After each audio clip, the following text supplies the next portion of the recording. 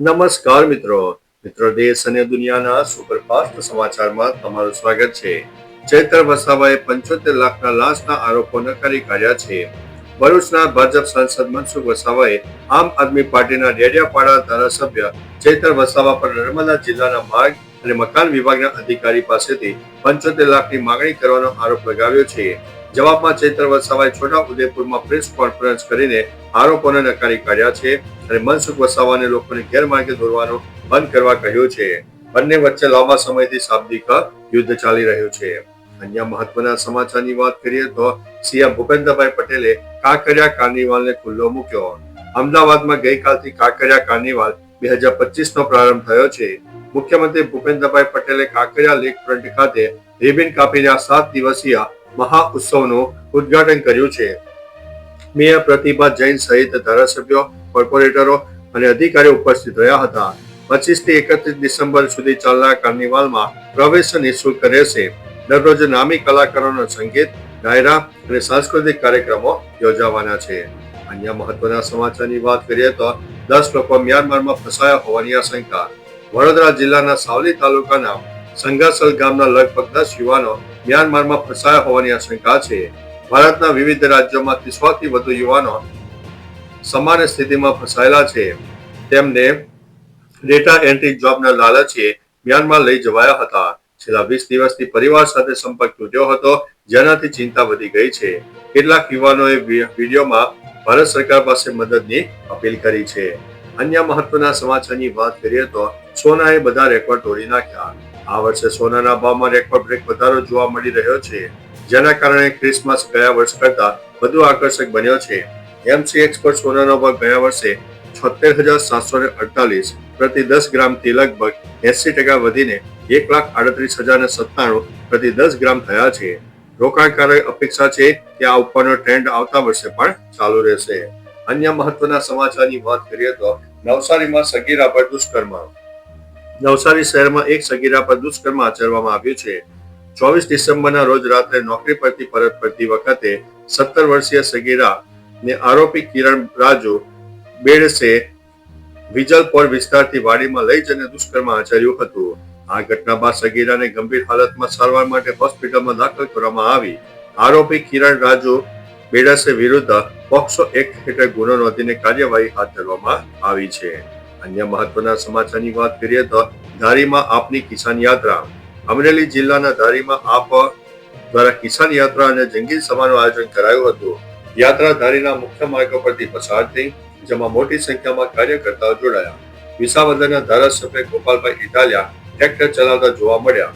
યાત્રા બાદ પ્રેમપરા ખાતે કિસાન ન્યાય યાત્રા અંતર્ગત જંગી સભાનું આયોજન થયું, જેમાં ધારી, બગસરા અને ખાંભા વિસ્તારના લોકો મોટી સંખ્યામાં ઉપસ્થિત રહ્યા હતા. અન્ય મહત્વના સમાચારની વાત કરીએ તો જેઠાભાઈ ભરવાડના રાજીનામા પર પ્રવક્તા મંત્રીનું મોટું નિવેદન. વિધાનસભાના ઉપાધ્યક્ષ જેઠાભાઈ ભરવાડે પદ પરથી રાજીનામું આપ્યું છે. પ્રવક્તા મંત્રી જીતુભાઈ વાઘાણીએ આ અંગે નિવેદન આપ્યું છે. તેમણે કામની વ્યસ્તતા અને વિવિધ જવાબદારીઓને કારણે સ્વેચ્છાએ રાજીનામું આપ્યું હોવાનું જણાવ્યું છે. ગાંધીનગરમાં વિધાનસભાના અધ્યક્ષ શંકરભાઈ ચૌધરીએ મુખ્યમંત્રી ભૂપેન્દ્રભાઈ પટેલ, પ્રદેશ અધ્યક્ષ જગદીશ વિશ્વકર્મા તથા સંગઠન તંત્રી રત્નાકરની ઉપસ્થિતિમાં રાજીનામું સોંપ્યું હતું. અન્ય મહત્વના સમાચારની વાત કરીએ તો ભાજપના નેતાના ઘરમાં જુગારનો અડ્ડો.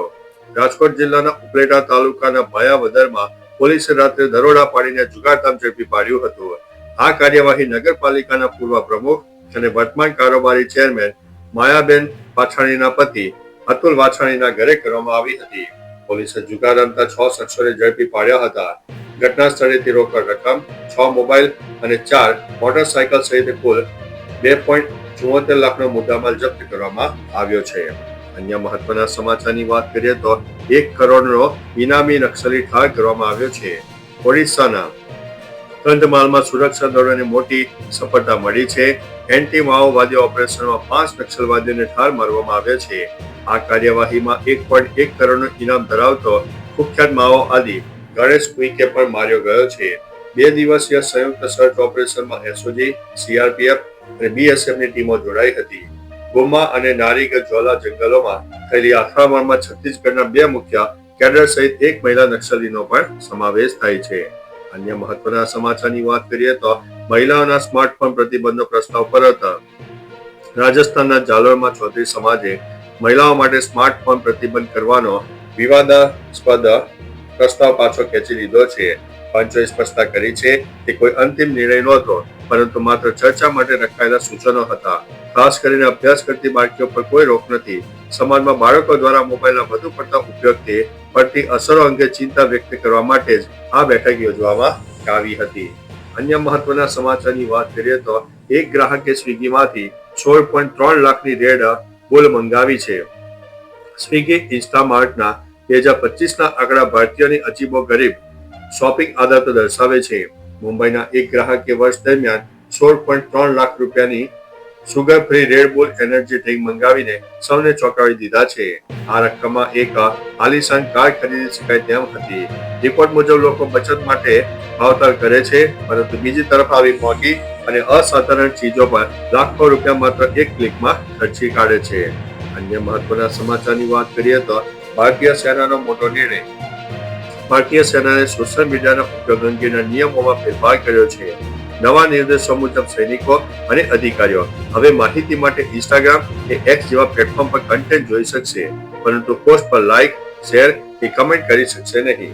સેના પ્રમુખ જનરલ ઉપેન્દ્ર દ્વિવેદીએ સુરક્ષા અને શિસ્ત જાળવવા માટે આ નિર્ણય લીધા છે.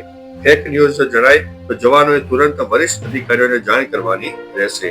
તો ચાલો મિત્રો, ફરીથી દેશ અને દુનિયાના સુપરફાસ્ટ સમાચાર લઈને મળતા રહીશો. ત્યાં સુધી અમને રજા આપશો. નમસ્તે.